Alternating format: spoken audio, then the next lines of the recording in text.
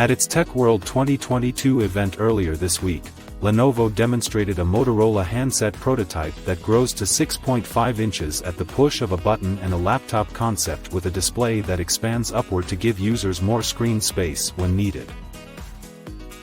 Both concepts have been revealed in a video demo hosted by Lenovo's Executive VP and President of the company's Intelligent Devices Group, Luca Rossi, who first introduced a working smartphone proof of concept developed by Motorola's internal innovation group, 312 Labs.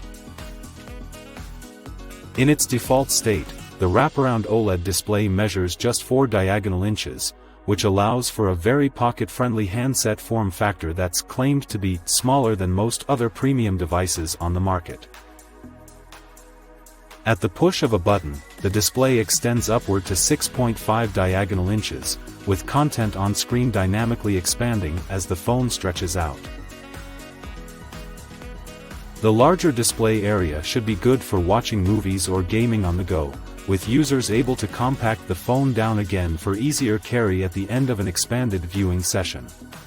Motorola also mentions a peak state in its accompanying blurb, which presumably offers some kind of at-a-glance functionality, but no further details are given.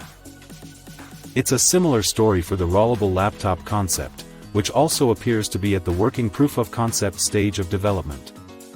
The portable PC hosts what we'd estimate to be an 11-inch display, but a motorized mechanism to the rear slowly unrolls the screen and extends it upward to create a super-tall viewing area at a similar aspect to LG's dual-up monitor. As with the smartphone prototype, on-screen content also adjusts to fill out the enlarged display area.